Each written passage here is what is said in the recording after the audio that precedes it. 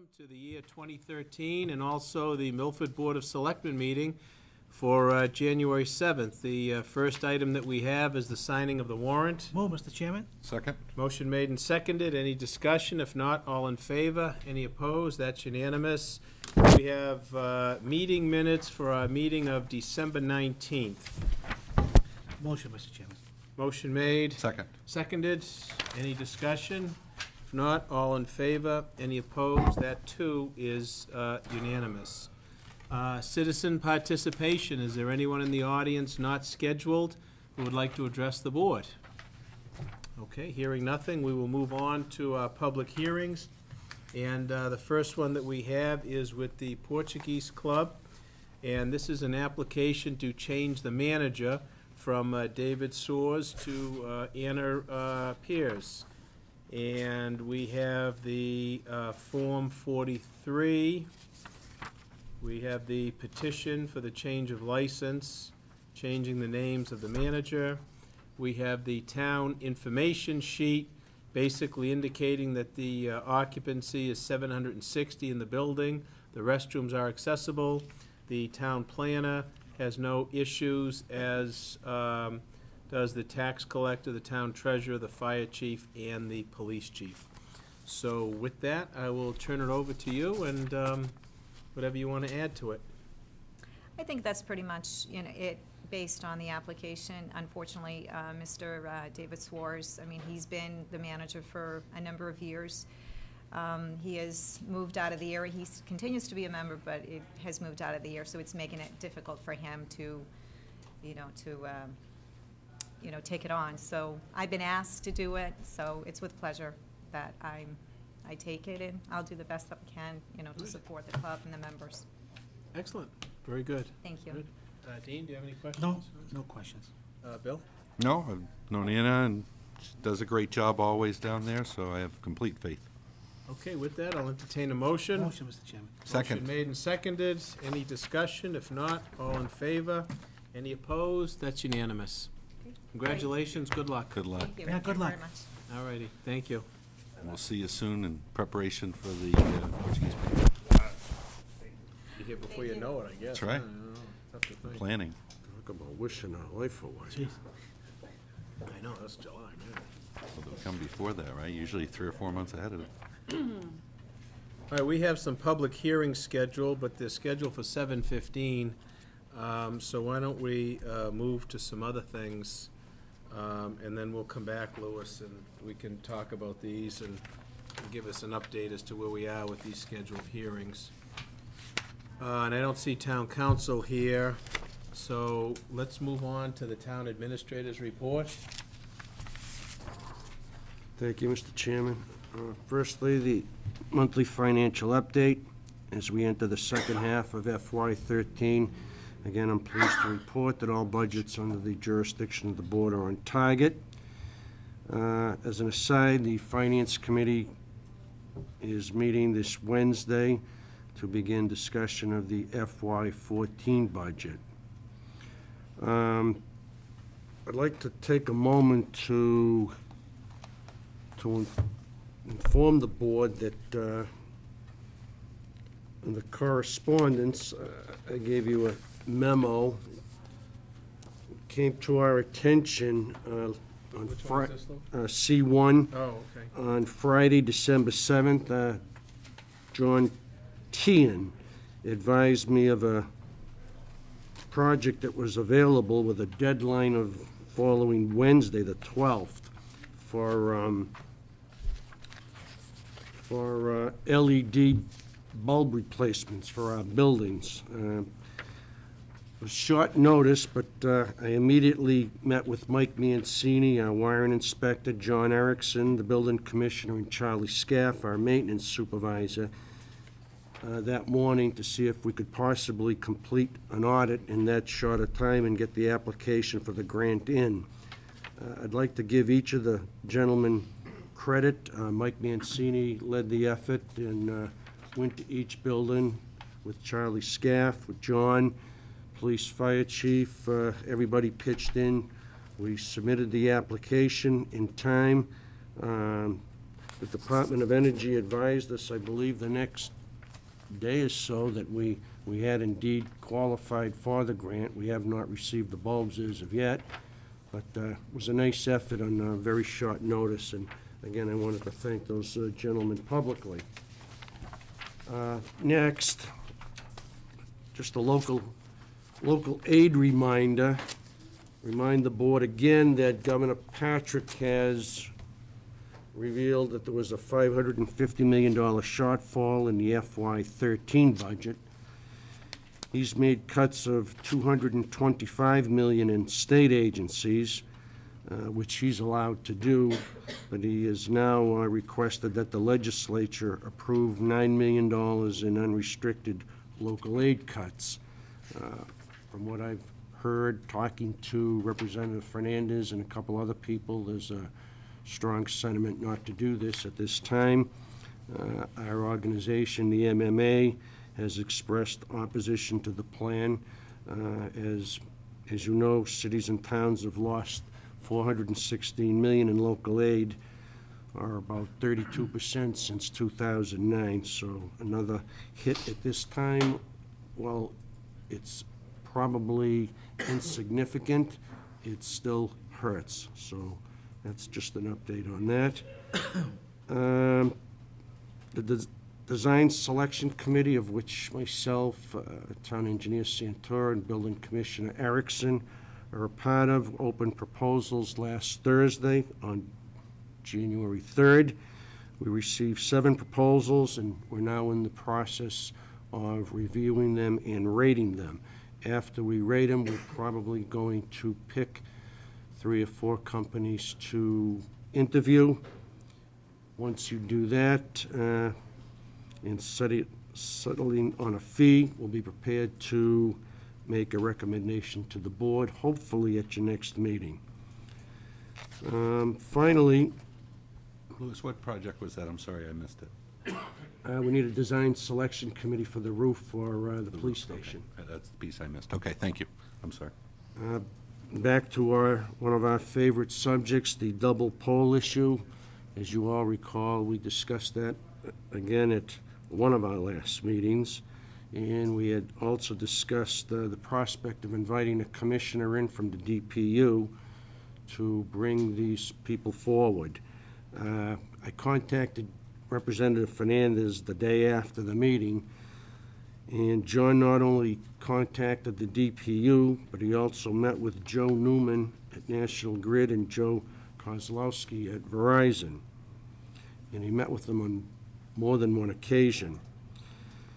First, for the bad news, according to John, the DPU sees the situation as it currently sits as a, and I quote, valid, safe way to operate, as we need electricity and it is not a safety hazard.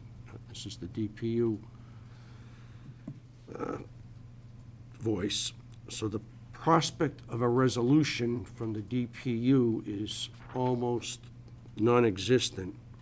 The good news is that 36 poles have been removed since our discussions prior and John's follow-up, and John indicated to me very clearly that this is not a one and done on his behalf. He's made arrangements to have both utilities contact him every 30 days to provide us with a chart of progress and to be in contact with them regularly. And he also contacted the fire chief, who provided John with an updated list. And the chief did confirm that many poles had been removed. The chief also met with a representative at National Grid who indicated that more poles would be down soon. So while they're not prepared to commit to writing a proposal going forward, they have made a verbal commitment. And again, I can't thank John enough for the effort and the time that he put into this, because I know he had at least 3 meetings, because I spoke to him each day he met with those gentlemen. So again, if the board determines that they're insistent upon bringing in a DPU commissioner, John stands ready to make that happen, but I don't think we should be looking to them for any more help than we've been getting. So I was pleased with the 30-day commitment of him getting a report from each of them, and I think that'll be helpful. So again, I thank him, and we'll go from there. And that's all I have, Mr. Chairman. A couple of things I wanted to ask you. On the light bulb replacement, Lou, Yep.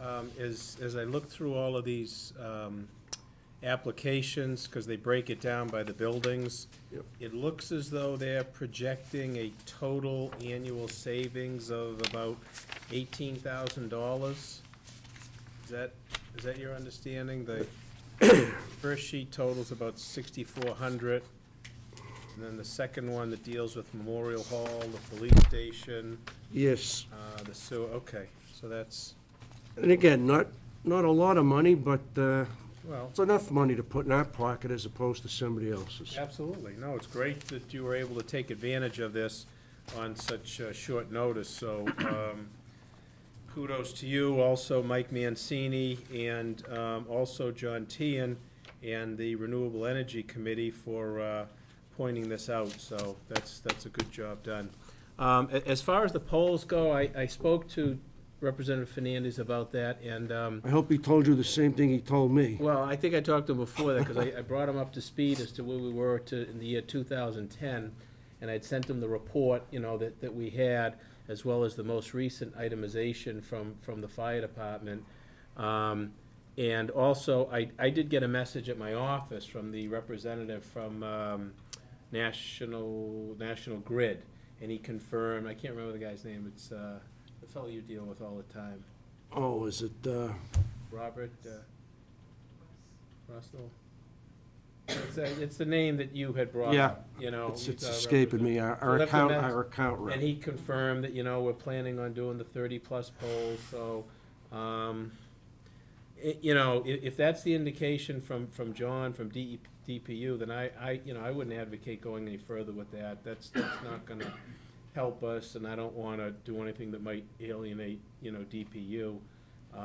It seems to me that, I think we just have to work cooperatively, with them, and remain attentive to it on a monthly basis. And there's gonna be a time when National Grid's gonna come in here, and they're gonna want something, and then, we can use that leverage to maybe accelerate the program if that's where we think we are. But I agree. I think you've done a great job taking it up to this point. So let me turn it over to my colleagues. Dean, any comment on? Yeah, Brian, thanks. Yeah, Louis, nice job on that. I spoke to John, I don't know if it was before you or after Louis was there.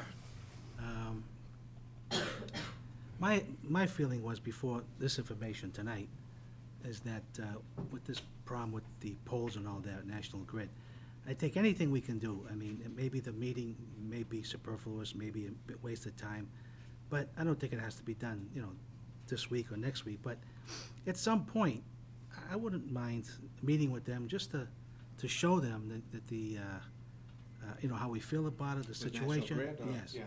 And if nothing happens after that, so be it. But at least they understand that, as you said very well a minute ago, at some point they're going to need us.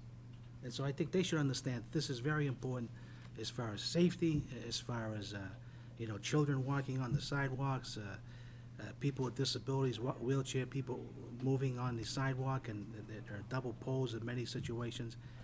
If it comes to nothing, fine, but I just think that it wouldn't be a bad idea just to sit down with them and once again to express our dissatisfaction and all the concerns that we have. And then whatever happens, happens. But at least we continue to be positive, be proactive, and do everything we can as a board. I can tell you they don't like meeting with or receiving phone calls from state reps, because they Well, hold maybe their, we fill the room. they hold their fate. Yeah, maybe we fill the room with state reps and senators and congressmen or whatever. Yeah. Bill? Yeah, Louis, appreciate you working on that grant for those fixtures. Those fixtures, or the light bulbs, are expensive, the LED ones, so it's a significant savings to the town. With regard to the local aid, you know, the FinCom's about to meet. We're going to be setting guidelines for budgets. And, you know, I would appreciate you getting back to the FinCom. And my recommendation is we go with a zero increase this year until we hear differently, and that the guidelines that we give department heads are in the zero increase, no growth. You're right, some of the local aid cuts, the problem with the local aid cuts is, you know, we're halfway through the year and talking about cutting a budget that's already halfway expended. So, you know, any hit could be big depending on where it comes from. With regard to the double polls, you know, the meeting I requested was with National Grid. I still want to meet with National Grid. And DPU may look at it as insignificant safety issue. The fact of the matter is it's a significant safety issue, and some of these poles have been in place at critical intersections, blocking line of sight. It is a safety issue, and I don't understand what their priorities are, but it certainly isn't safety. So I want to understand a little bit more about it. I still want to meet with National Grid and go over that. And they can discuss with anybody else that they have on their pole how to get those poles moved. But I look at the owner of the pole as the person that we've got to work through.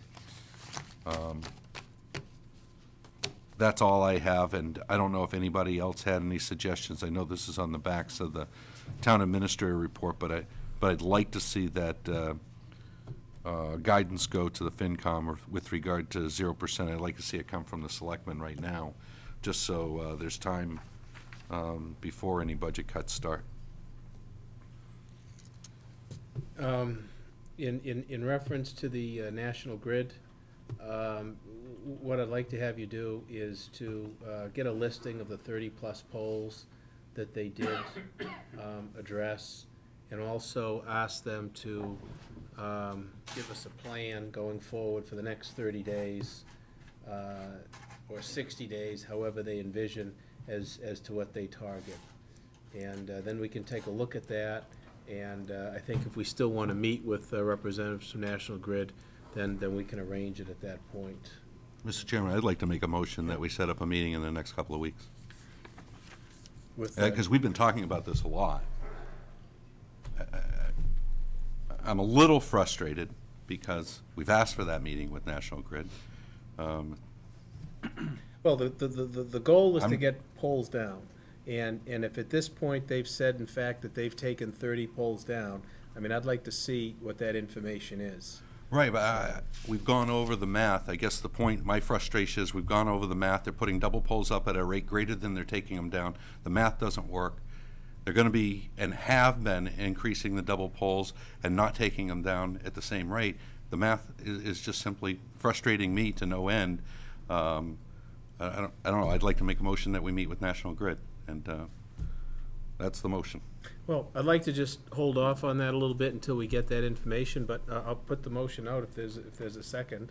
Well, I said that we should have a meeting. It doesn't have to be within the next couple of weeks, but I think we should get the information, as you said, Brian.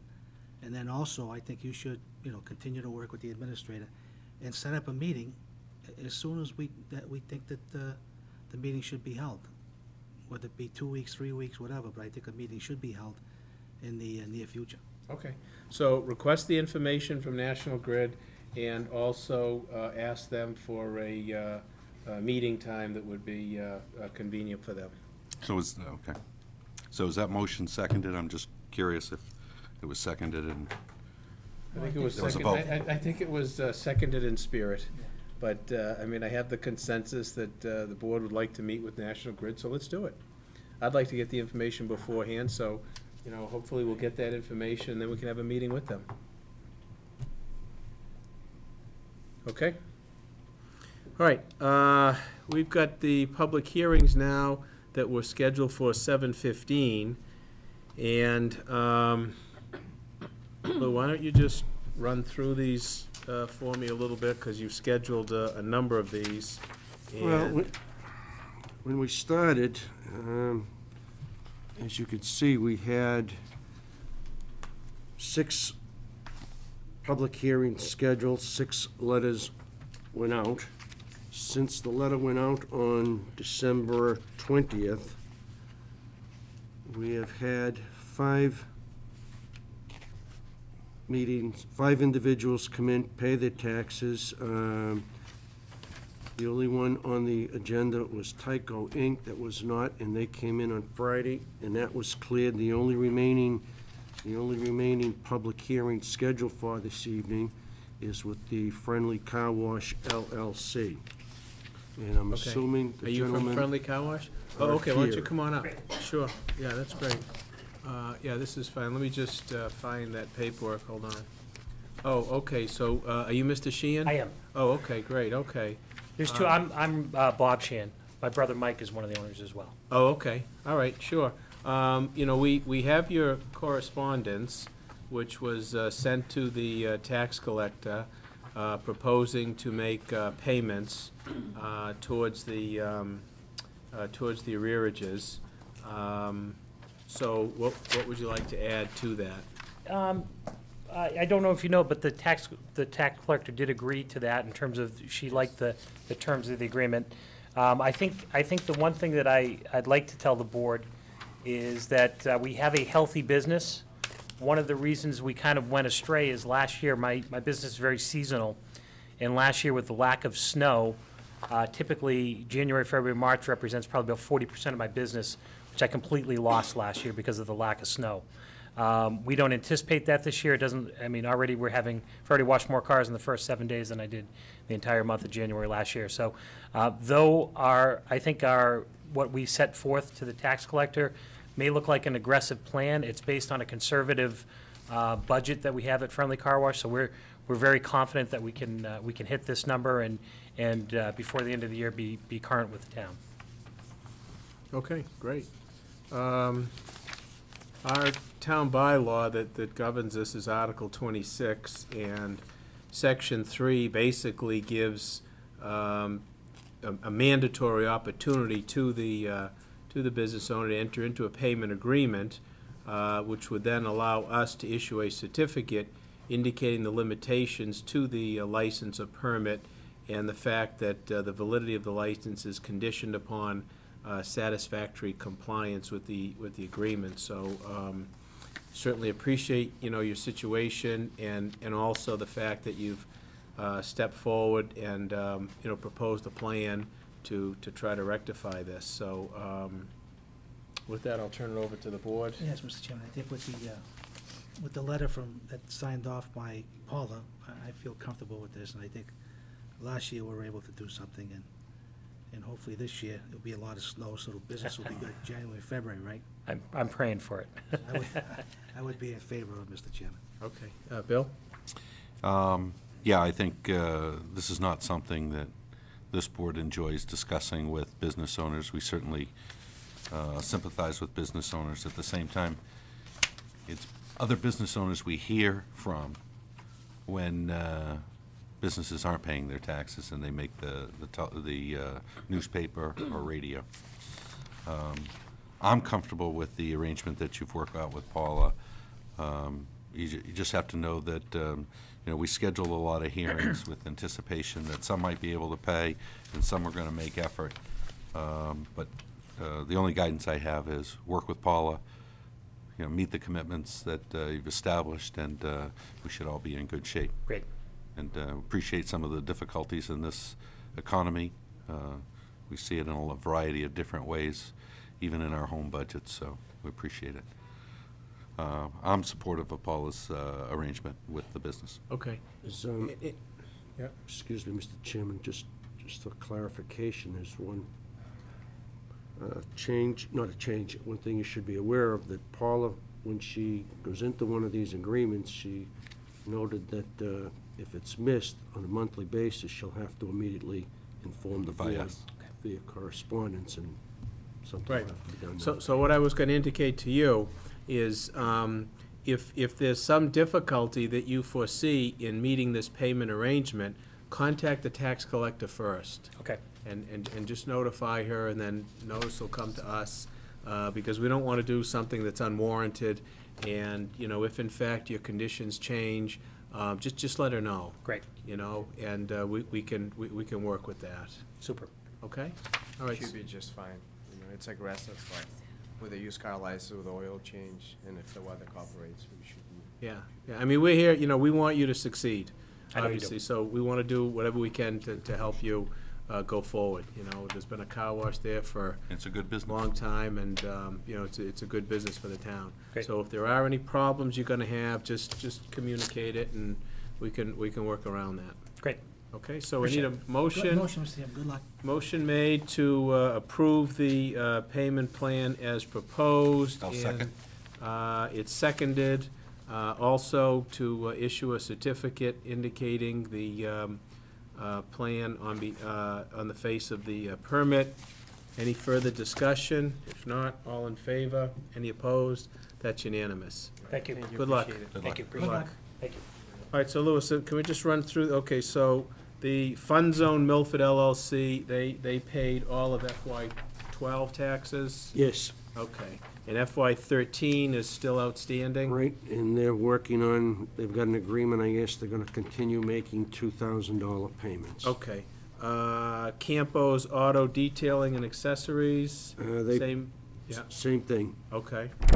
And then the car wash, we just did that. Nellie's Sandwich Shop, Nellie Sandwich thing, paid FY '12 and indicated that she'll write a letter to Paula with a payment schedule for FY '13. okay. All right, Cedar Street Market, looking on the list here, where's that? Oh, Mui Tran. Again, paid Same thing? paid for 12, and I have no notation of a letter or an agreement. I'll check with Paula on that. Okay, all right, so we might be in a position in a few months, but at least FY '12 is off the books. Correct. And then Tyco Inc., that was the same thing, right? Yes. FY '12 with Yes. 13. Okay.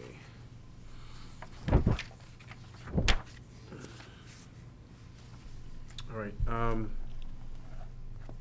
and these other license holders, let's see, is there anything else you'd suggest, or, it looks like everything except for the ones we talked about is FY '13, huh?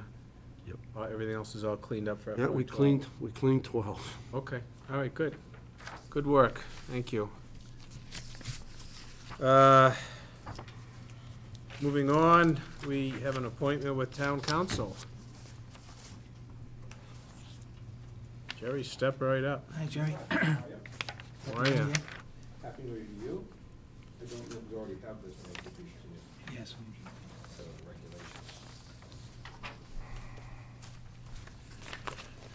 That's the, oh, those are the CMRs? These are the actual Attorney General regulations. Okay, yeah, no, we don't have that. No, We have the, guidelines, whatever. yeah, we have the enabling, or the Statute. statute. Yeah, and the statute, of course, authorized remote participation upon approval by the Attorney General of Regulations, which they did. These are and- the CMRs that Yep. they've adopted, okay. And that's the entire set of the Attorney General's regulations. The remote participation begins towards the back on page 9. Okay. You know, the bulk of, it's interesting stuff, but for other purposes. But section 29.10 is the remote participation portion. Oh, we have that. Okay. Yeah, we have 2910. Okay, good. I didn't know it was a Well- CMR. Okay, Now you've got a duplicate, so, all right, okay, that's all right. yeah. And, you All know, right, so that's, okay, that's all, goes down to subparagraph 9, right? Yep. Okay, yeah, and, you know, as we talked about it, it's something that your board should consider. Many communities are considering it, many communities are doing it. Your board is particularly involved because under the regulations, as you know, no boards or commissions in any community can do it unless the chief executive officers vote it. In this case, that's the Board of Selectmen. So you have a veto, if you will, on whether or not any board could utilize remote participation. If you vote to allow it, you're voting to allow it for all boards in town. You can't be selective and say just this one, just that one. So what you should consider, not to make a decision tonight, but whether or not your board thinks it's advisable, wise to do this in Milford for the future. Obviously, in all respects, it has to be done under the Attorney General's guidelines, which are pretty good in terms of laying out what has to be done. There always has to be a quorum present and at any meeting where remote participation is used. The public's got to be able to fully hear and engage with the party who's not present, so the technology has to be right. Technology has to be such that that party can hear and participate, or see, if it's that level of technology, and to participate. So the technology becomes important in this. You know, in my meeting in the recent past with the school committee on the open meeting law, some of the members there did express an interest in it. The school committee members, many times they have to travel and they'd like to participate on an issue, and they're unable to now, obviously, so they have some interest in doing that. I haven't had any other boards speak to me about it in particular, but I can, over my years, there are instances where I know that it would have been helpful. Very recently, not that I've talked to the planning board, but they had a public hearing scheduled on the medical marijuana bylaw, which they didn't go forward with because only 3 members were present. It was an important issue, and they wanted to get full participation. That's the kind of discrete issue that could work well on if everybody was in agreement and wanted to do it. So there can be instances where it can be very helpful. And the reasons that it can be, the limitations of the reasons are within the regulations. It's got to be questions of illness or disability or travel, which is going to be the most common one, people who job-related travel, but otherwise are sitting somewhere where they could participate by telephone. So that's all laid out in here. So again, I think it's something your board should consider. But the technology is important. You'd want to make sure that if any board was going to do it, that they're capable of setting up the technology and operating the technology. That's going to be the most important part. I presume it can be done fairly. I've been in meetings in other settings where, obviously in today's technology, somebody pulls out their iPhone, connects it, and boom, full remote participation on an iPhone both directions. So it's not that difficult. Jerry, but you gotta excuse me, set up just, for it. something just caught my eye. If we're meeting here and it's being televised, does the person, let's assume, let's make believe Dean wasn't here and he was calling in, and we had the proper phone system, which amongst the 4 of us, that could be a problem. Very great. I won't help much either in that regard. Would Dino have to be visible on the other end? Would we No, have if to we be were- televised on the other end? Wouldn't have to be, no. If we're just doing it by phone technology, then his participation through a telephone, he may be watching it on his cable at a remote location, but that wouldn't, unless we were actually setting it up to do it by Skype. If we were setting it up that way, then it would have to work that way, where people, but I doubt that we'd be doing that in Milford. I imagine any time we did it would be telephone, so everybody would have to be able to hear him, he'd have to hear everything that's going on, but there wouldn't be a need to have So where visibility. it says when video technology is in use, Right. the remote participant shall be clearly visible to all persons present in the meeting. That wouldn't apply as Well, you if we suggested. it wouldn't be required. If we were doing it by, somebody could be sitting at home watching it on television, but still participating over the telephone. If we were doing it by audiovisual technology, then that would apply, and it'd have to be set up in that fashion. We're gonna have enough trouble doing it by phone. I think that's enough, frankly, yeah, I can't imagine, maybe the school system is ready to do it in another fashion with all their new equipment, but I doubt It's not that hard. would be for me. Right. Okay, well, let me turn it over. Dean, questions? Yeah, Mr. Chairman, I think comments? this is something that has been, out for a while. I guess technology here, Skype is here, a lot of agencies, you need the equipment, need the TV, a lot of times it breaks down. You need the spider phone, sometimes you don't have it. I mean, my feeling is that when you're elected or appointed, you should make every effort to attend the meeting. Now, there are situations where someone may be sick, a family member, a child is sick, there's an emergency, fine. But I think it's something that, it's okay now, and I think it's something that, as it goes on, I think it could be abused, even though if the board agrees, I'll definitely go along with it. But I just think that if it's a special situation, I think it's okay. Because those don't happen all the time. But if people are on vacation, people are traveling, well, I think your mind has to be here. And if your mind, if you're in Italy and you want to call in, or Canada, whatever the case may be, I don't know if that's so hot. And I don't know if that's in the best interest of the public. But for an emergency type situation, illness and all that, I think that's okay, because I don't think that would happen very infrequently. So I think we would have to watch it, we would have to monitor it, and then there are some guidelines if there's an abuse or if you don't follow the regulations. But in a limited basis on certain situations, I would be in favor of it, but, you know, people being on vacation or just don't want to go to a meeting and being someplace else to call in, I don't think that's really being responsible to the public, the people who elected you, or a board that may have appointed you to a committee. That's all, Mr. Chairman. Yeah, thank you. Bill? Yeah, I have some of the same concerns Dino has, but, you know, certainly allowing folks with disabilities reasonable accommodation is, or disability or sickness is certainly something we want to consider. If somebody's traveling to China, they're not going to be watching at home, may not get the benefit of the presentation that's being provided by people that visit a board like this, for example.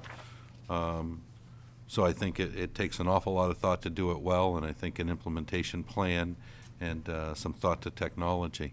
I think the biggest concern I have is that you can end up in situations where somebody would repeatedly or could repeatedly attend remotely.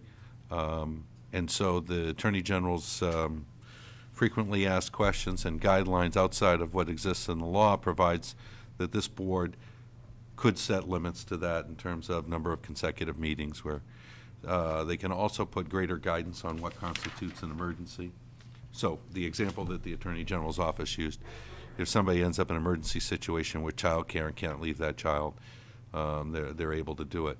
But one of the things I noticed, Jerry, is there are certainly some details within the law that people would need as part of an implementation plan. People would need to understand and be given some guidance on that. For example, the quorum of the boards still must be present. Right. The chairman still must be present, or somebody delegated to be chair. So you can't have 2 members there and 3 members away. And what I don't want to see, and what I've seen happen in the past, is what I want to make sure is we set up people to be successful. So I'm in favor of it. I think we can do it. I think we ought to limit it, and I think that we ought to make sure that that boards and committees know the parameters by which it's allowed, so that we don't have illegal meetings. And there's a certain, you also didn't talk to it, but there's a certain way in which the minutes have to be recorded as well. There's an awful lot of details here. So I'm in favor of it in principle. I think we ought to put some parameters around number of consecutive meetings so that it's not abused. We meet the spirit of the law and allow people in emergency situations to attend remotely. And then the only other comment I have is the board, through this law, is allowed to set the parameters for technology. What I'd like to do is suggest that we look into the video technology, because there is a challenge, whether it be planning board and an applicant is making a presentation where an audio of that is frankly not helpful. And there are many occasions here at the Board of Selectmen's meeting where there's presentation material. The other thing maybe Lou can consider as we talk about what an implementation plan would look like and what technology might be needed is the way in which we distribute packets of information. Because right now it's hard copy, it's a paper-based system. Right? People who are working remotely would need access to that information, that agenda, the stack of paper we have today, and it's going to need to be fed that electronically as well, so that they can be active and have the information in sufficient time to review it. So there's a lot of things involved in remote participation. It can be done very well or very poor. I just think we ought to think about what that implementation plan looks like. The final regulation in the Attorney General's regulations allows your board to set other requirements that aren't inconsistent with the Attorney General's regulations. So that's where that would come in. That's what you should consider. What kind of restrictions, further restrictions should you put on it? Requirements that, again, aren't inconsistent with the Attorney General's regulations, but that might be helpful. That you might do an inquiry of other communities and see what, I can do that myself through my association, see what other communities have been doing in terms of further regulations, and that might be helpful to your board as you consider it. And you might even do an inquiry out to other boards in town to see what their level of interest is, number one, and their availability of technology is number two. Well, I think the availability of technology would take some review, but I think I don't think we should dismiss the video technology. It's actually quite easy, simply because of some of the limitations that we might have as individuals, and think that just telephone is easier. Not thinking of anybody in particular, but just, sometimes we're limited by our own thought process and our own experiences rather than what's available. And consulting with somebody who does this for a living, works with IT, sets it up, is something I think we ought to do to enable boards to do it well. The other question is, which rooms get it? How many rooms need it? All of these things need to be evaluated and discussed before we go forward. So, just my thoughts. Thank you, Mr. Chairman. Okay, Jerry, when I look at 6C, when it says the public body shall determine which of the acceptable methods may be used by its members, that's each individual committee. Yeah, once you've. Once you prove it, then That's right. the school committee could They're decide to capable of use. doing it in this fashion, they can do it in that fashion as long as they meet these regulations. If you've got Okay. another meeting going up in room 14 where the video capability isn't there, but they can do the phone, they can do that as long as they follow the Okay. guidelines. All right, yeah, like we had talked about today, I would like to get a little bit of feedback from some other committees in town to see if this is in fact something that they would like to see. And, I'm thinking just off the top of my head, obviously the school committee, finance committee, planning board, Concom, zoning board. So perhaps we can send an inquiry, Lou, to those boards to see, just in general principle, is this something that they would like to see pursued? Was taking a little snooze there. Yeah. I'm sorry.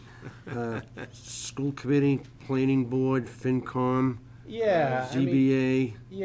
I'm just trying to, target some of the, the major committees. Is that retirement we board have. excluded? They'd have to take their own vote according to the, They would not be part of this. They Right. can do that by their own vote whenever they want to, as the Right. geriatric authority can. Got that. By their own vote whenever they Yeah, want. just to get some general sense as to whether or not, there's a desire for If there's an this. interest, yeah. The vast majority of those committees meet, at town hall, so whatever the technology requirement would be, whatever we decide it to be.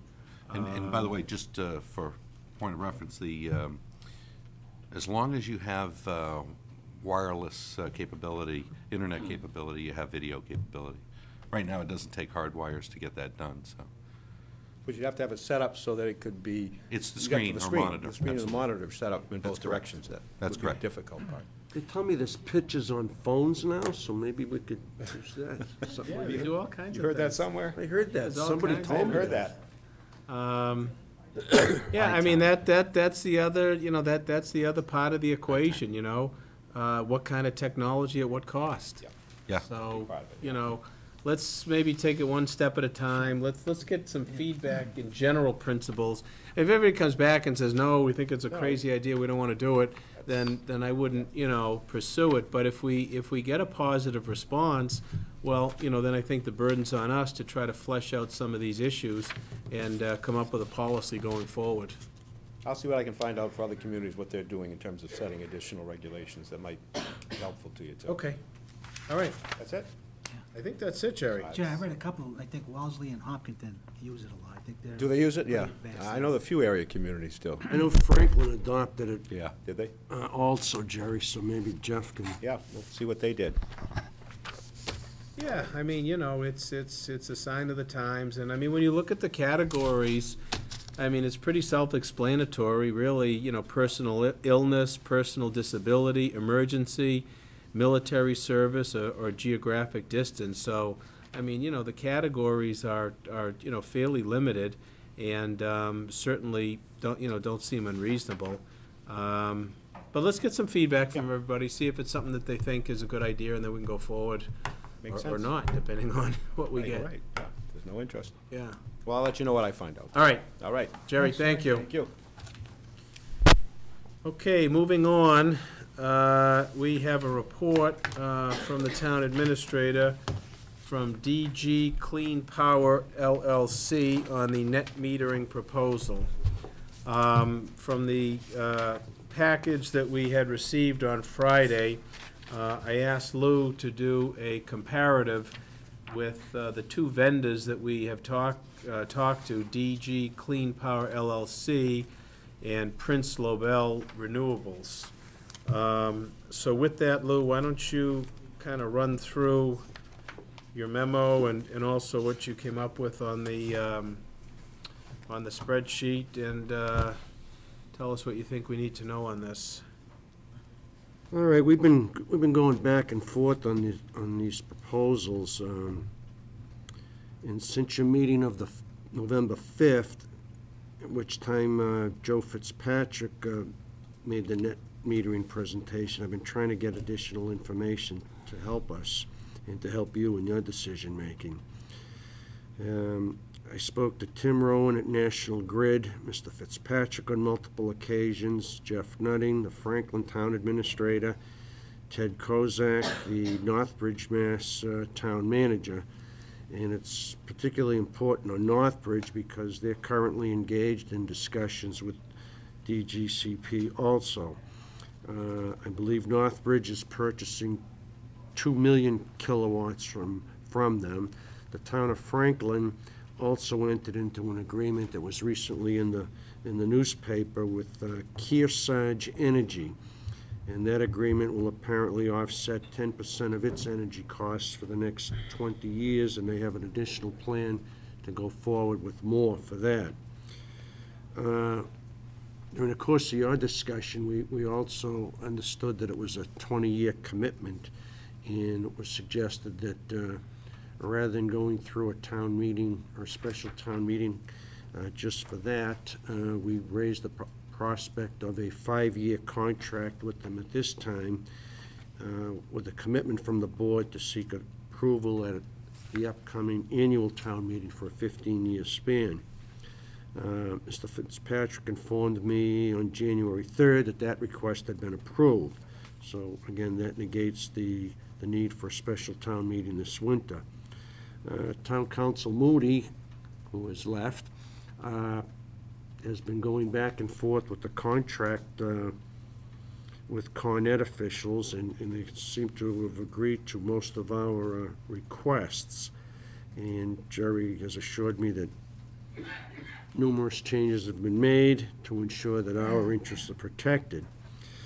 The proposal as it stands now would be based on 5 years with an output of 2.3 million kilowatt hours, a make-whole provision, and a 9.5-cent rate for each kilowatt hour of net metering credit with a 3% annual escalator.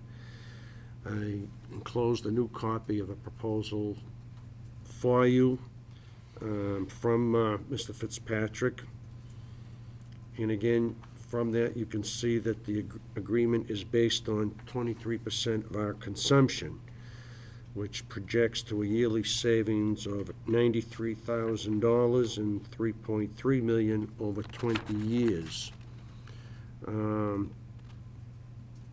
also, at the chairman's request, did try to come up with some comparisons today. And briefly, the investor for DG Clean Power is Con Edison, which is a Fortune 500 company. They have a site in Northbridge. The Prince Lobel Renewable proposal was set forward by an environmental law firm, which is quite a bit different than a Fortune 500 company, I would assume, and they did not have an identifiable site as of yet. The most important thing to me, because the numbers are rather close, the first-year savings from DG Clean Power is estimated at $93,000. The Prince Lobel proposal is estimated at $84,100. Value of discount over 20 years is $3.3 million as opposed to $3.5. And again, I remind you that these are estimates. Again, the most important points that I can make is that the investor is Con Edison. They have a site. They're signing a Again, I talked to Ted Kozak this afternoon. They have a meeting this evening. His board is ready to sign a similar agreement that we are. And again, the make whole clause that they've consented to, which protects us from paying more for electricity than the net metering rate, is the key. So again, I don't want to belabor this. There are other towns. This is something that's being controlled by the state of Massachusetts. It's not that we're going to receive proposals from organizations that can't back up their claims. Are there other groups out there? Again, I would suspect that there are. Are they offering different pricing than what we've seen? To my knowledge, not that I know of. This seems to be, even speaking with officials at National Grid, this seems to be the acceptable number that is being proposed. Again, a couple of points that we should make, and I've included them down below in the comparison chart. We pay no costs for development, construction, maintenance, or a system is owned by a third party, located in a private parcels, and it has to be in the proper zone.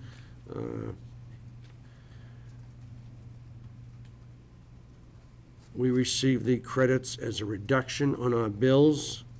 We reimburse the third-party system owner for the credits at a discounted rate. And the difference between the discounted rate and the realized credit rate results in an avoided utility cost to the town. And that's the money that we save on our bills.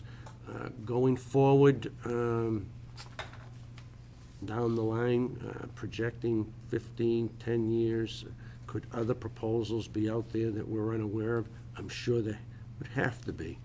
The question is, to me, I can't find anybody that speaks disparagingly of the net metering process that's presently being offered. It just appears that everyone I've spoke to leaves me with the impression that we're leaving money on the table. And again, it would be my recommendation that we engage. I don't see how we lose. I can't tell you that there may not be a better proposal in 10 years, 15 years, different technologies available. I can't do that. I don't know that anybody can, but I just cannot see any negative reasons for leaving that 93,000 on the table. So that's my humble presentation, and that's the best I've been able to get us. Yeah, no, thank you, Lou.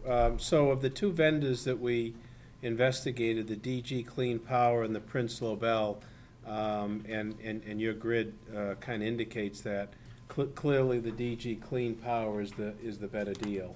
Of the two, yes. Of the two. Yes. Okay. Well, let me turn it over. Dean? Yes, Mr. Chairman, I think that, as you've said, we've, discussed this now 3 or 4 times. I tried to look up some information. I had discussions with Louis, Jerry. They're very confident, as they have stated and also written. Energy conservation, less reliance on fossil fuels. I think that's everyone's responsibility. It's something new, and this is a new endeavor. But I think looking at the 2 proposals, and I like the idea that one is in Northbridge, the other one is here, so at least we can compare. And I think they're not going to be a long way away if we have to check things or investigate things further. $93,000 is a lot of money every year, and if it stays for 20 years, it's $3 million, and hopefully that may change. But I think future boards can make their own decisions dependent upon information at that time. But I think at this particular time, this is I think the best way to proceed. The whole make whole clause is great, protects the town remember paying more for electricity than the net metering rate. The savings, it's in a nearby town, Northbridge. There's already information, known commodities that, being so close. The investigations that have been done by the administrator, by town council. So I think this is something that, with the information we have, and I think it's important to, once you do have enough information to make a determination go forward. I think this is the best situation that we have at the present time, and I think everybody feels comfortable with it. I think we kind of feel comfortable with it, so I think we should, proceed in a positive way. Okay. Mr. Chairman, may I make one more point that Sure. I forgot? Yeah. Or I think I forgot. This represents only 23% of our consumption. So we still have a sizable chunk out there in case something better, something different. If this works out, DG is building additional facilities, as they told us, 2, 3, maybe 4.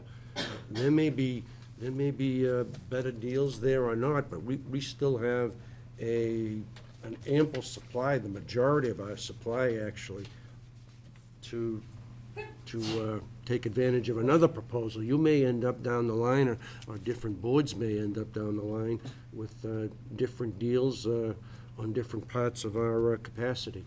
Okay, that's a good point. Bill?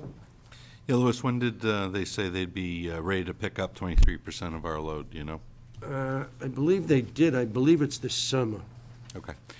So, yeah, listening to this board and the individual members, this board has demonstrated a desire to, make some part of our energy consumption renewable, greener. You can go a lot of different ways with that, but this is certainly one of the ways to do it. Of the two companies that we're looking at, this is the better proposal, no doubt. So I'm not struggling with the math or the two options that we have in front of us. I have no doubt that technology will allow for probably better deals down the road or in the future.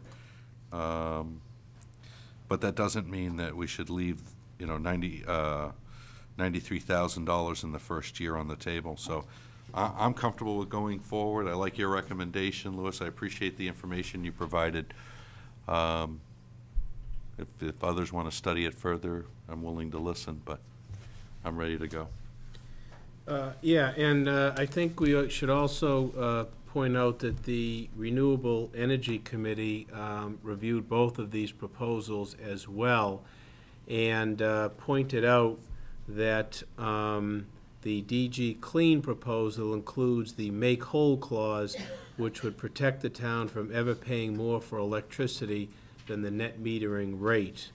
And in fact, the Renewable Energy Committee voted to support the proposal from DG Clean Power.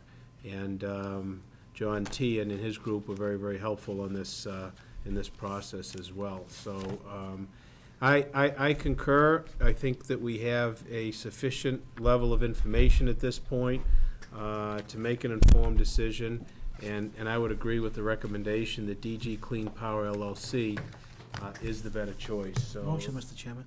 motion made. And that motion is that we enter into a 5-year agreement? We have the proposed agreement here, and I think as part of that, as I saw it, there's also the responsibility of our board to submit an article at the 2013 annual town meeting to seek authorization for a 20-year term. Right. For right now, it's 5 until we can get to the town meeting. Yes. Okay. Yeah. Yeah, I'd second that motion. Motion made and seconded. Any more discussion? If not, all in favor? Any opposed? That's unanimous. That's good. Good. That's good, yeah. Good work, Lou. I know that this is kind of a tricky type thing, but you brought it all together nicely. So from that point, we're going to hand it back over to you again to tell us about what you did about the junior building custodian appointment. Well,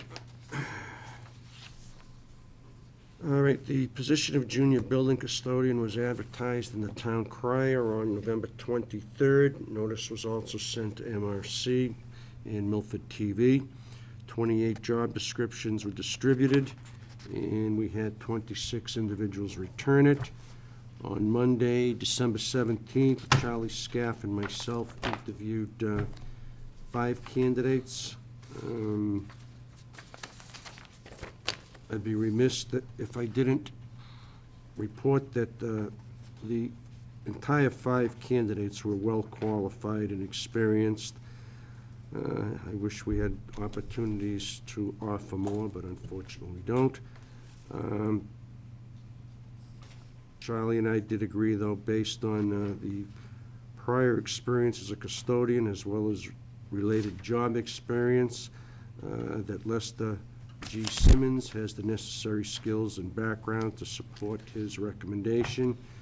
And based on that, I would respectfully recommend that Mr. Simmons be appointed to the junior custodian position. And if you do agree and support the recommendation, Mr. Simmons be placed at grade 2, step 1 on the salary schedule with an hourly rate of $16.89, and that he be allowed to start his duties on February 4th of this year. Is there a motion? Motion, Mr. Chairman. I'll second. Motion made and seconded. Any more discussion? If not, all in favor? Any opposed? That's unanimous. Thank you. Town administrator, again. Capital projects that you've put together. Yeah, Want to kind of run through this just briefly? Briefly, I thought that I'd like to get one put forth before I left, and fortunately, at about the same time, the CIC came out with a memo requesting an update, so it worked out pretty well. Again, I solicited the input from both chiefs through the rest of it. In a related matter and under your correspondence, and we probably can speak to it, later, but the board and the chairman in particular has been pressing for capital projects, a list to come forth from the Youth Commission, so that's included on the other side. I have not included that in mine.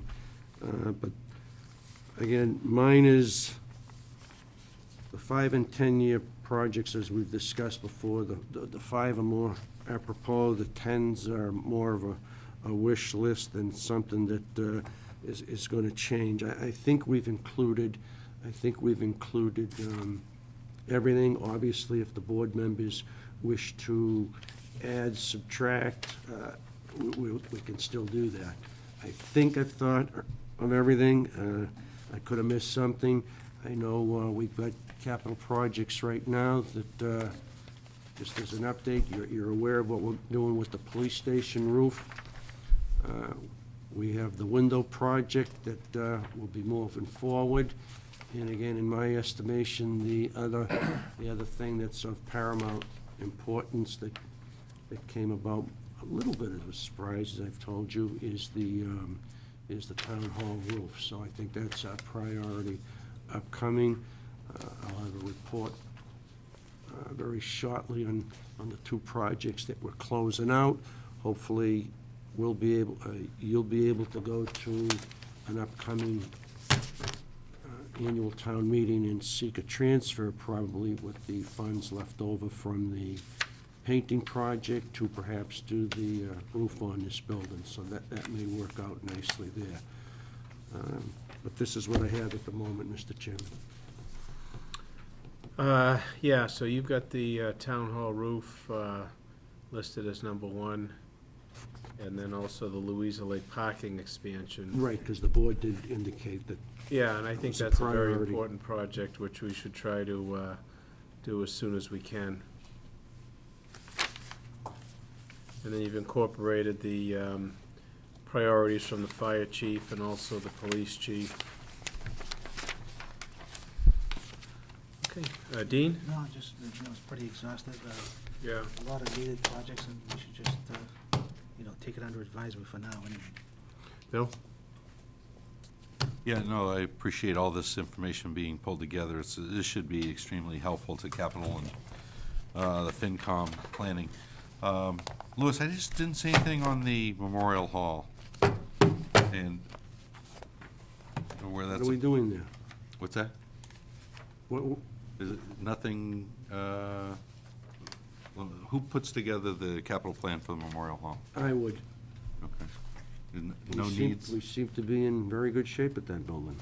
Okay, where we're looking out 5 and 10? Wish I didn't say that, now I something know. happened. I know.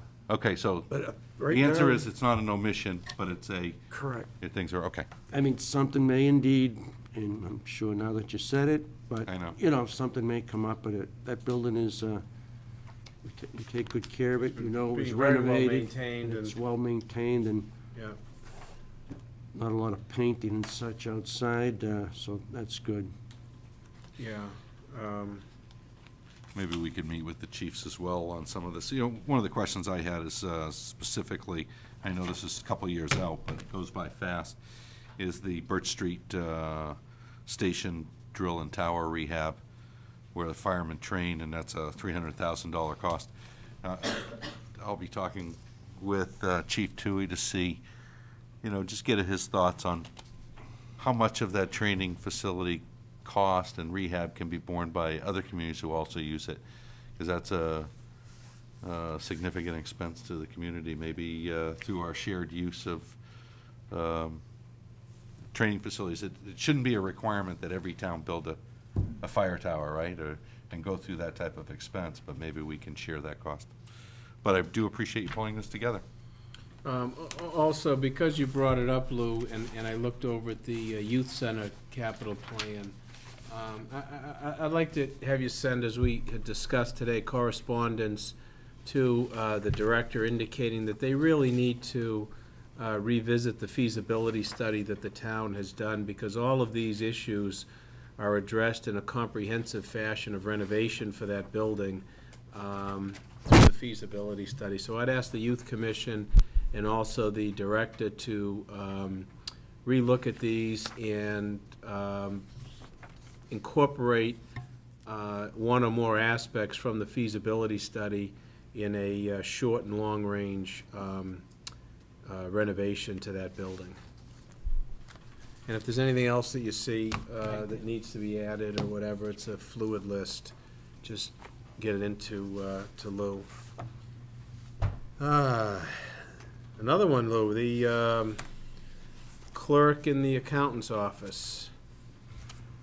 Yes, as I reported at the December 3rd meeting, the departmental clerk from the town accountant, a lovely Carmen Brunt, was retiring. In fact, this past Friday was her last working day, and we went forward on the contract to post it internally, which we did from December 10th through December 16th. The posting resulted in the submission of 2 applications. One of the applicants was not a MACE member and hence can therefore not be considered for the position. Cindy Taylor, presently a departmental clerk in the town clerk's office, has indicated her desire to transfer to the town accountant's office. On Wednesday, December 19th, myself and Zachary Taylor, the town accountant, in no relation whatsoever, interviewed Ms. Taylor. Based on Mr. Taylor, our town accountant's recommendation, I am supporting that Ms. Taylor be appointed to the position, subject to the standard 30-day trial that is set forth in the MACE contract. Again, Carmen's last working day was Friday, January 4th. Her last paid day, due to vacation time, will be February 12th. And at this time, I would respectfully recommend that the board appoint Ms. Cindy A. Taylor to the position of Departmental Clerk Accounting to replace Ms. LeBrun, effective February 14th. Motion, Mr. Chairman. Motion made. I'll second. Seconded. Any discussion? Not, all in favor? Any opposed? That's unanimous also. Do you have any old business, Dean? No, Mr. Chairman. Bill? No old business, Mr. Chairman. Under new business, we have a request from the town administrator regarding a boarding house license for 40 Jefferson Street. It was in the name of John D. Mahaney. He passed away on August 8th, and the amendment seeks to place the license in his wife's name, Ann Mahaney. Is there a motion? Motion, Mr. Chairman. Motion made. second. Seconded. Any discussion? If not, all in favor? Any opposed? That's unanimous. Do you have any new business, Dean? Mr. Chairman, the only thing I was thinking about, this terrible situation in Connecticut. Because of that, the police chief has done a lot with the school system, and I think that should be the main priority, working with the superintendent, the school buildings. But, you know, we also have this building, we have dedicated people here, senior center, other buildings, Memorial Hall. I'd like to see if we could ask the chief if anything can be thought of as far as, you know, anything that we should do to protect the people in this building in case a situation arose and all that, whether there be a safety plan or guidelines or whatnot with to follow. But I would think that it would be prudent upon us to at least discuss the situation with him, because I know, you know, the highway department, people come in very angrily, at times mad, paying a tax bill that someone could be mad. So I just think that it'd be good to discuss it, and then if so be, if there is a need for it, then maybe have a meeting. And I think everybody's doing that, and I think it'd be well worth to, you know, to do something like that. Okay. You want him brought in? No, just talk to them Wanna- and ask if there's Okay. anything that, Okay, that should be done. Yep. Not just this building, but the other buildings that that people go in, and is there, you know, that could always be a situation where, you know, we have to protect the people that work for us. Sure, absolutely. Bill, do you have any new business? Well, I'd like to add to Dino's comments. I'm glad you brought that up, Dean. You know, the safety assessment and risk threat analysis for buildings under our jurisdiction makes sense. We also have children at the youth center. This board has some responsibility there. Absolutely.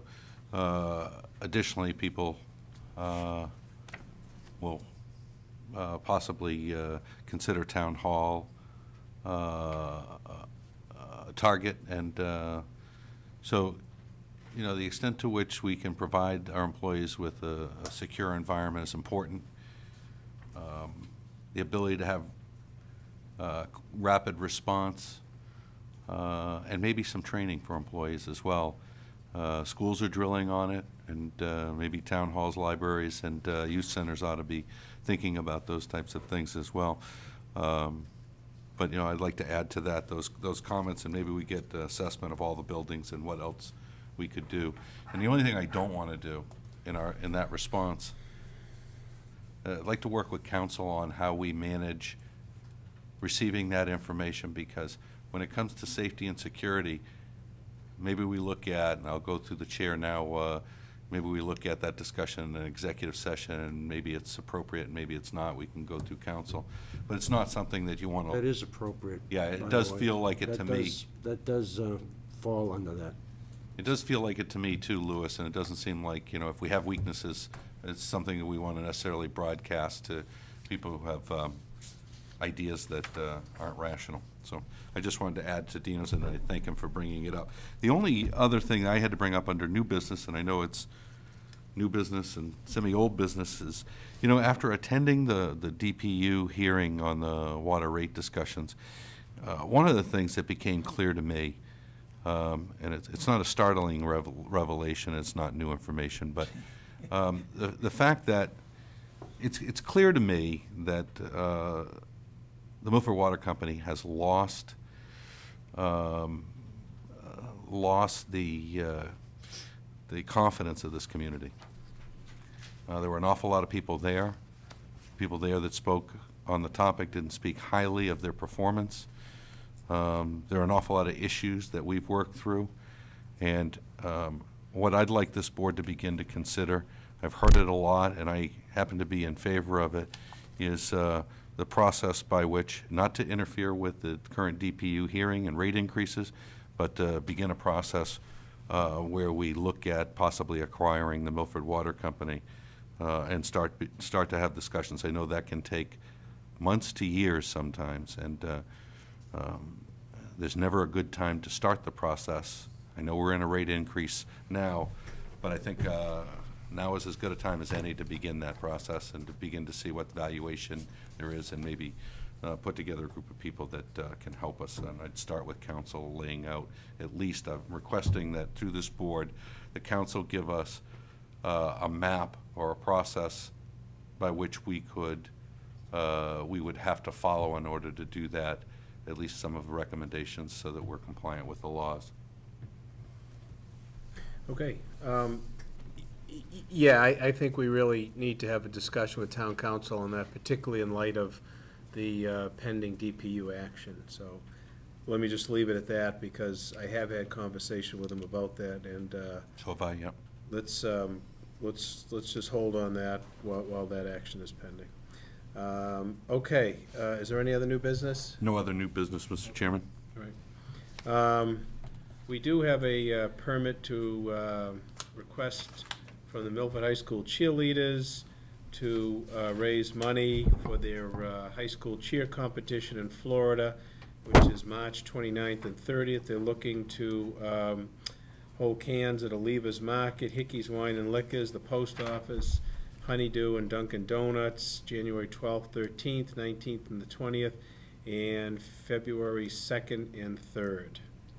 Motion, Mr. Chairman, plus it's okay with Chief O'Laughlin. There's no problem per Chief O'Laughlin. That's helpful. I second that. All those in favor? Any opposed? That's unanimous.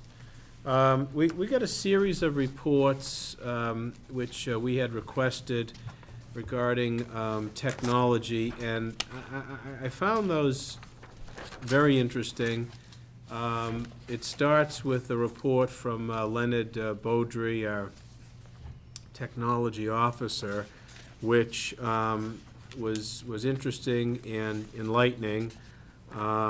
We also have a memo from our town administrator, our superintendent, the library director, building commissioner, the assessor's office, and is that it?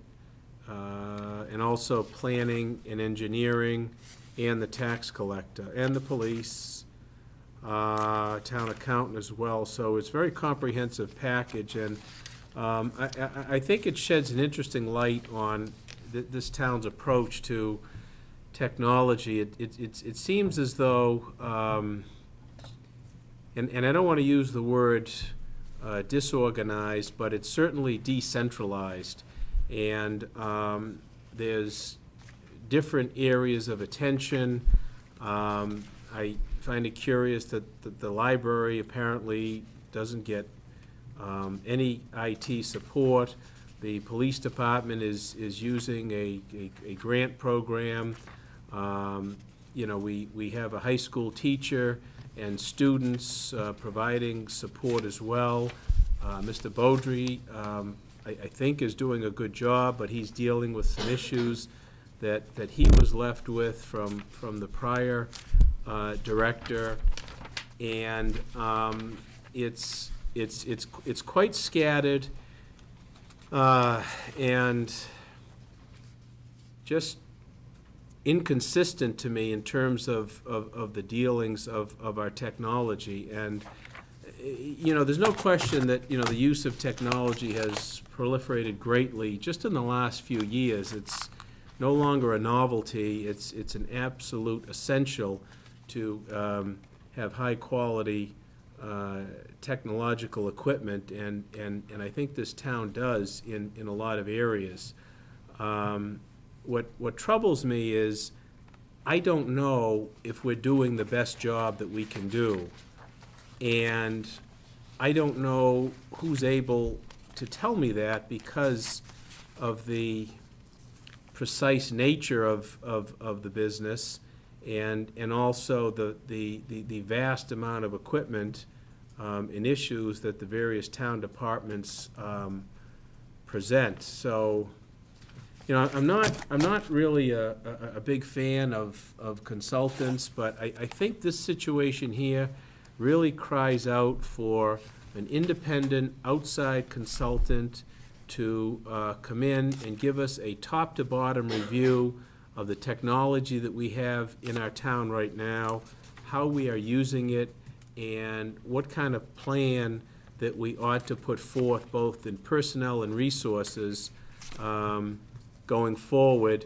to maintain and protect that equipment. So with that, let me toss it out to both of you to see what you think, but that's kind of what struck me as I read these varied reports and accounts of the technology update in our town. Dean? No, sir, I think your assessment is correct. You know, going back, I think whenever we started this type of program, it was always to try to, you know, save money as possible, try to get the school and town government together. We had one individual, he left, and then Mr. Bodro now has been here 5 months. And Lewis and the superintendent are quite happy with him. But I think as we go forward, you know, like I've always said, if the monies were available, I think we should, you know, the town should have an HR department. You know, we have many people working for the town of Milford. And we have, you know, a couple of people who provide the information and all that, but we really should have an HR person that talks to the individuals about benefits and programs and whatever is handled under HR. And I think under technology, and I think you've hit on all the main areas, it would be good to get an idea if we're going in the right direction, you know, if we need a department, if we need, you know, the administrators recommending at some point, like an assistant. I mean, I definitely think that's needed. I think one person handling everything is almost impossible. But it has to be that when, whether it be an employee, someone using a computer and the server breaks down or the computer breaks down, I think we have to have access right away. We have to have the right people that come in and fix these computers or whatnot, or the programs, or if a line is down, whatever the case may be. Because if we don't, you know, we lose money as far as productivity, information that people may need for the public. So I think, you know, I think you should probably work with the administrator and try to come up with a right caveat so that when we do hire a particular firm, that would be asking the right questions. And a lot of times, you know, we don't know what to ask. We don't know. We have to rely on people who know a little bit about computers more than we do. So, but I think your assessment is correct, and I think it would be, you know, going forward in the best interest of the town. Bill? Yeah, I guess my sense is if we asked for an update and we received an update, we have an IT director who we pay a salary, and if we're going to ask what more can be done, what can be consolidated, the first place I want to go to is an in-house resource like the IT director. Is going to be an IT director, and that should be the place where we start. So I'm okay with that. I just don't want to run outside when the taxpayers pay for an IT director, and we should be able to utilize that skill and resource to get the information we need. If there's something specific that we're looking for, we ought to ask specific questions and get those answers. Mr. Chairman, I'm Yeah. sorry, Bill? Yeah. You done on that? I'm done, yes. Mr. Chairman, if I could ask Louis, you've had a lot of dealings with this individual now. I mean, how do you find Mr. Bedroll, even though he's only been working here 5 months, Mr. Chairman, Louis? I find him to be well-intentioned and a hard worker. Again, when we made this, I just hope that the superintendent and I didn't put he or his predecessor, who did a terrific job, in a position to fail. Because when we started this, I recommended an IT person 10, 12 years ago, and we've been fighting that long. And I recommended the Human Resources Director at my interview, which was 17 years ago, and I still haven't gotten that. So this has been a bite of the apple along the way. And I agree with almost the words of the three. When Bob and I presented the idea, the proposal for an IT individual, we recognized that one could not do it all by himself, and we had included 2 technical people, I believe, in the proposal. That was rejected at the time for finances, but obviously it's still needed. The predecessor, the individual, the general, well, it was Rob Bonnell. Rob did a terrific job, but he was hard-pressed. He was working 60, 70 hours of his own time, just as Len works extra time. So I do think we need a couple of people to assist. To Brian's point, and to Bill's point, I think maybe you ought to start with Len, and we get an assessment from him, and then part of the assessment from Len might be, do we hire an outside consultant to take a look at it? And we all know what's going to happen when the outside consultant, they're going to advocate that we're understaffed and it's going to be an expenditure. Is it a bad idea? Absolutely not. I think it's an excellent idea. I'd start with Len, and then I'd take it from there. I'd get his input, and then if the board decides to get a consultant to take a look, I think would be well served. But again, Bob and I, when we suggested it, to be fair, we didn't want to put any individual under the gun and in a position to fail, and we're almost guilty of that. But again, we did try, but it's been a matter of funding, and I don't think everybody recognizes it, but we've had some tough years in the past, seems to the past decade. So it's been difficult, and I think we've done a good job with the monies that we've had available. But to not go forward, Brian's right, Bill's right, Dean, you're right. It's expanding. It's getting out of hand. I think a good look at it would be good. I think it'd be a great idea, and I think it'd serve the town well. I would start with Len and ask for his assessment, and then I would go forward with seeking funding at an upcoming town meeting if you decide that you need a consultant to give it another look. So yes, I agree.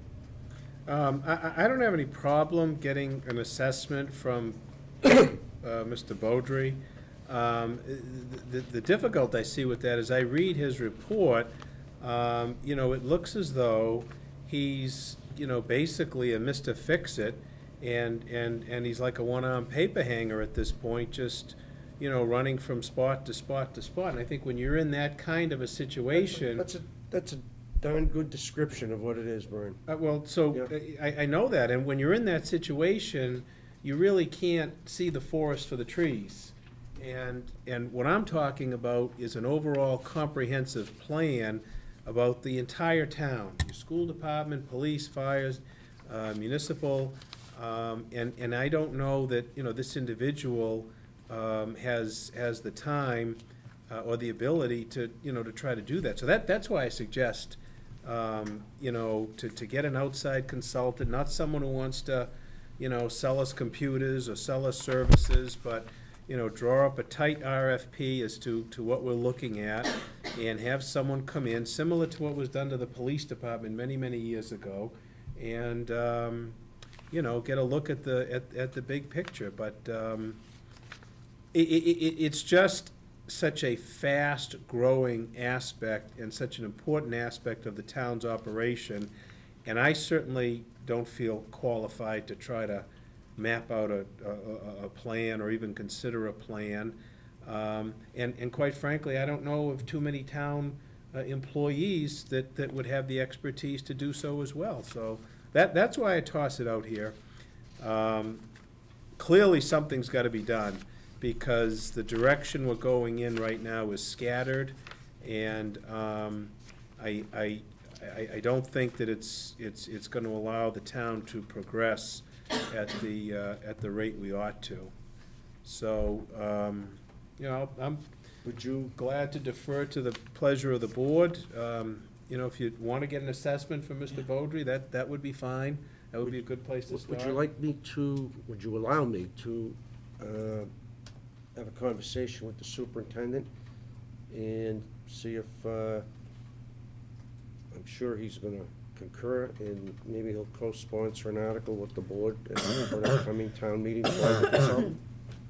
Yeah, I don't have any problem with that. I mean, I'm, you know, all If that- ears if as to that's what the- direction if to that's- go. If that's the direction you'd Yeah. like to go, I'd be happy to do that. Well, I'm not, I guess, my point is that I don't need to use external consultants if we have a director of IT who's had an opportunity to see each aspect of our system, or many aspects of our system, and has some solutions and ways in which our challenges might be solved. My assumption is not to begin and think somebody outside is going to tell us more than somebody who's been in the system even for 6 months. And maybe the help, if he's acting like a one-armed paper hanger, maybe we get him help hanging paper and let him do some goal setting and map out our system to let us know what we need. But I do not want to work around the director. I want the director to be the focal point for it. He's the director, he's got that title, he's entitled to that, any more than I'd undercut or go around and get an external consultant for somebody who's a different department head. Mr. Chairman, Bill, maybe Louis, you can meet with the gentleman, Mr. Bodro, tell him what the consensus of the board is, tell him what the sentiments are, what your sentiments are, and then see where he's coming from.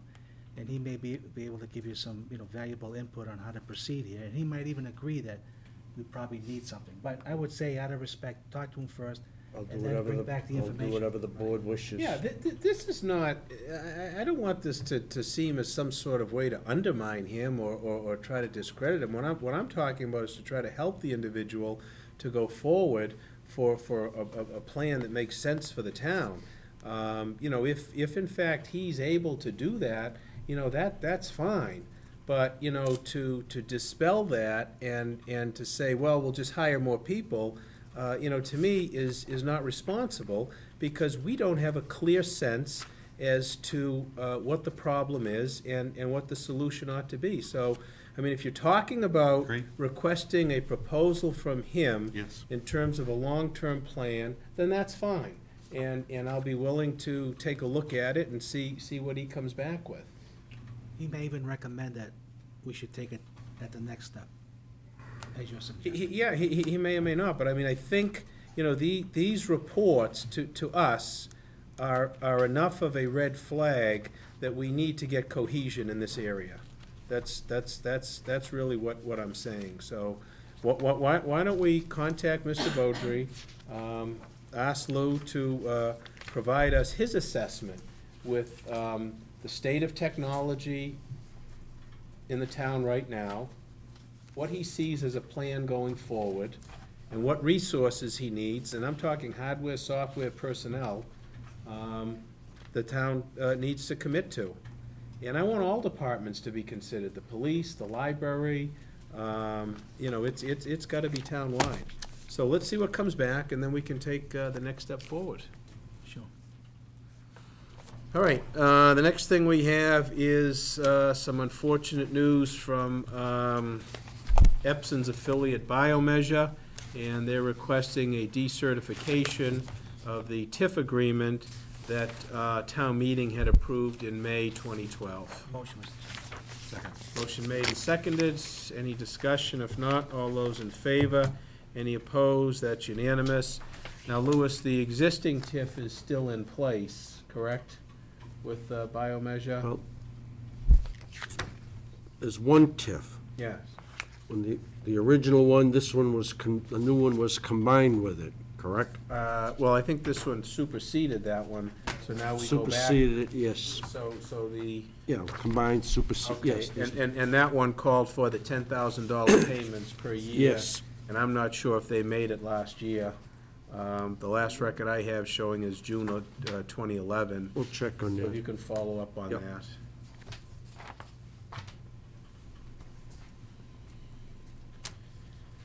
that. Very disappointed to learn that longtime town engineer Mike Santura is intending to retire from his position effective June 17th, 2013. He indicates that it's been his pleasure and privilege to serve with the town for these past 28 years, and he wants to thank Lou as well as the board for their continued support. So Mike has been here as long as I can remember. Just done a great job, like so many employees, and he's sorely going to be missed. So I don't know, John. Yeah, Comment Mr. on Chairman, that? as you Yeah. said, 28 years, when we hired him at that time, we went through 3 sets of interviews, Did you really? and there were 3 left, and Mike came out, and he's really, as you know, as yourself, Bill, we have one big loss to fill. Now, this is another big loss, because here's a guy that, the legacy of information, the knowledge, he's a point man in all major construction, whether it be roads, streets, Godfrey Brook, Milford Pond, field projects, Pino Field, working with the chief, the power plant. So I would recommend, Mr. Chairman, that, we ask Lois to give us at the next meeting a timetable, so it'd be, I think, wise on that part to start the advertisement as soon as possible so that we can have someone on board to work with Mike. I called Mike and I tried to say, why don't you stay around for another 6 months?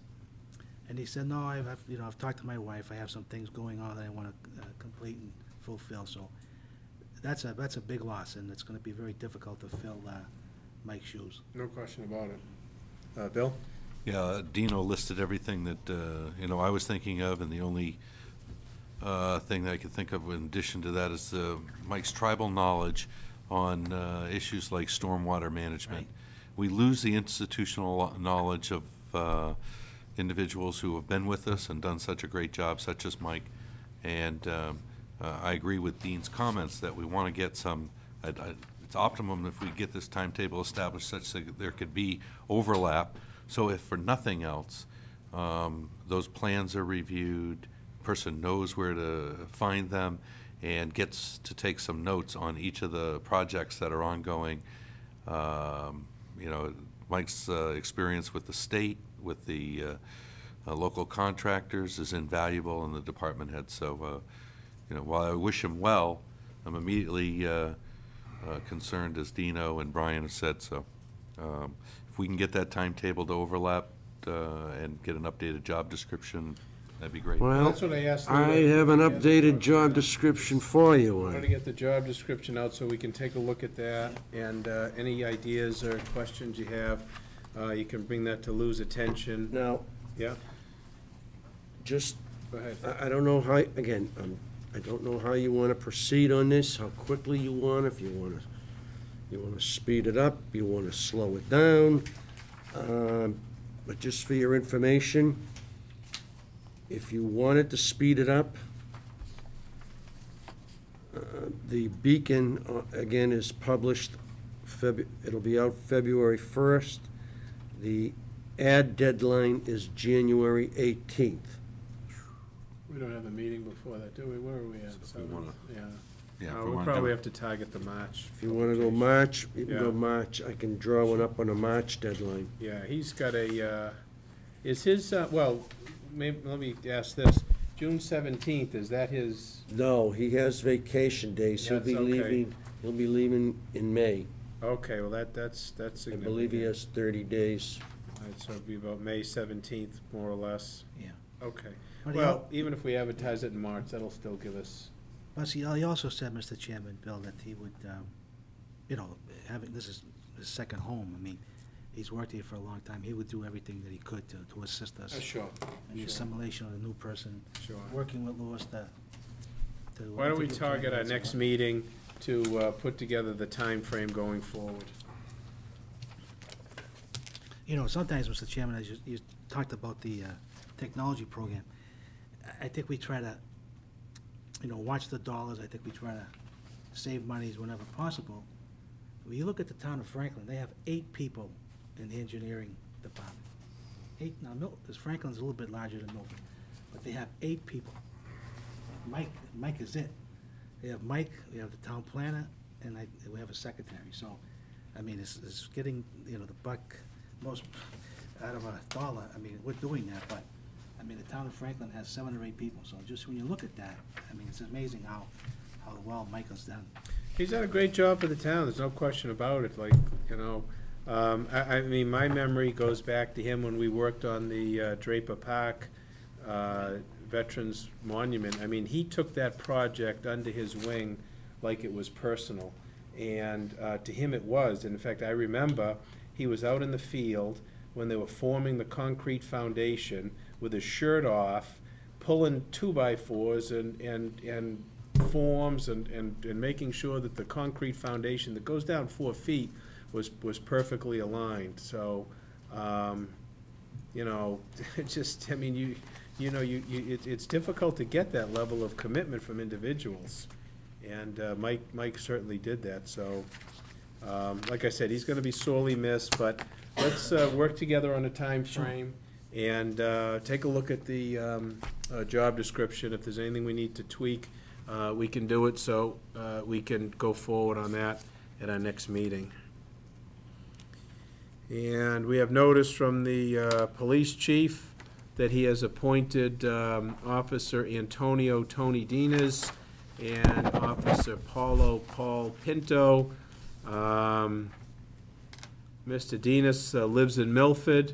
He's a graduate of Milford High School, class of '94.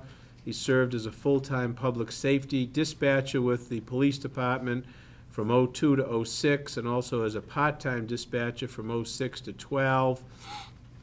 He attended the Reserve Police Academy and completed the Massachusetts Police Academy for full-time officers in 2009. And for the last 10 years, town meeting has sponsored legislation to exempt him from the maximum age to be appointed as a police officer.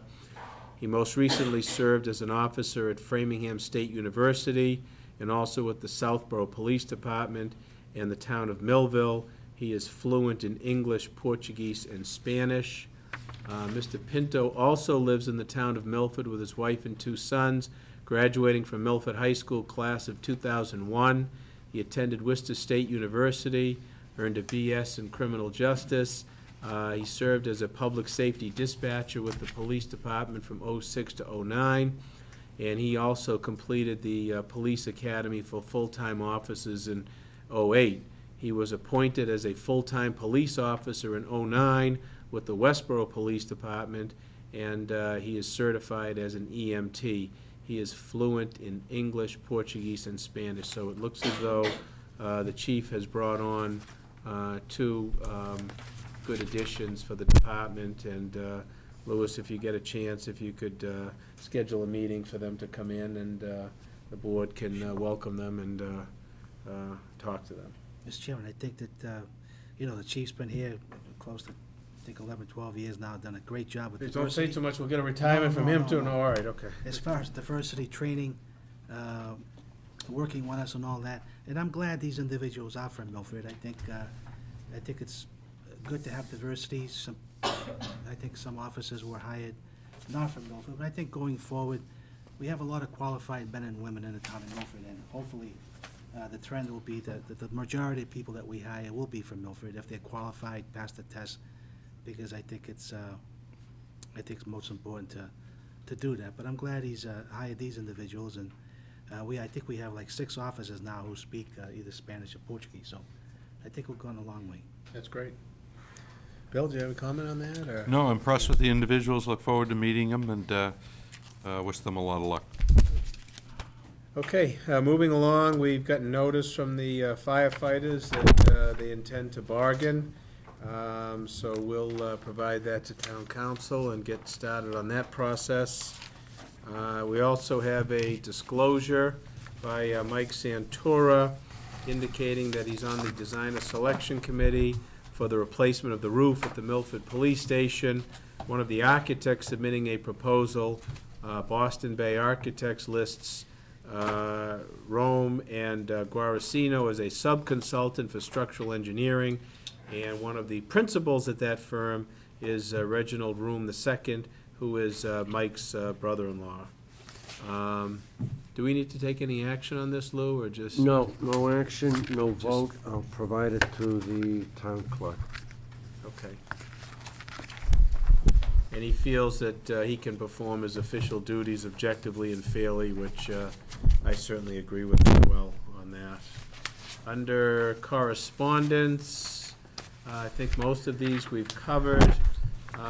We did get a very nice commendation from the police chief on highway employee John Perry. He was instrumental in saving the life of a despondent woman. Apparently, John and his son Jack were playing catch on the football field behind Brookside and noticed a woman in a motor vehicle. And they went to the motor vehicle, and John Perry diverted her attention, telephoned the police. They came on the scene and brought the woman to the hospital, and we certainly hope that she's doing well.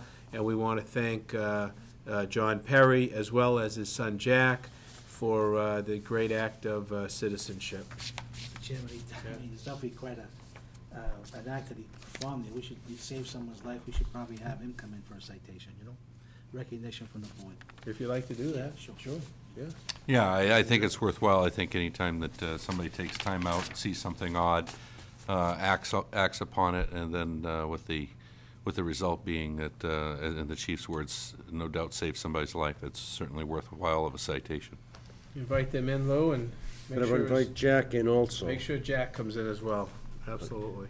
He was very, as I told you, he was very, very interested that his son get some credit, because it was Jack's idea that they go over and play catch, or they wouldn't have been there. Yeah, well, I know what that's like. So good for them, and great job, so we'll be glad to have them in. And this, I don't know if this is showable, but this is a notification of the grand opening of the Milford TV Community Media Center on Saturday, January 19th at 2 to 7. There will be free food, means you'll go, live music. No, I'll be at a basketball game. Oh, okay. Framed local art for sale, and it's an invitation for everyone to come see the new studio. It's officially opening its doors to the public. It's the new source for local cable access programming and media. There'll be live musical performances by Claflin Hill Symphony's String Trio, Jerry Seco's Jazz Quartet, featuring Don Trenner, an art exhibit by the Blackstone Valley Art Association, and framed local photography for sale. Go to milfordtv.net for more details. It's located at 138 South Main Street, across from McDonald's. So, Rob, was that a good promo? Yes, thank you. Okay, all right. That's great. You might have to come work for us. And if All you need right. a singer, Lou's available. Yeah. Okay. Well, He's gonna have lots of time on his hands. If I can get him to do the news. there you go. Well, the place looks great, so I'm really looking forward to getting there for the open house. I think you've done a wonderful job with it. Oh, thanks. So I want to thank you very much for all the good work you've done. Yeah. Good fun. That's all we have. There's no executive session tonight. Motion to Good. adjourn? Motion to adjourn. Seconded. All in favor? Any opposed? That's unanimous. I second. Thank you and good night.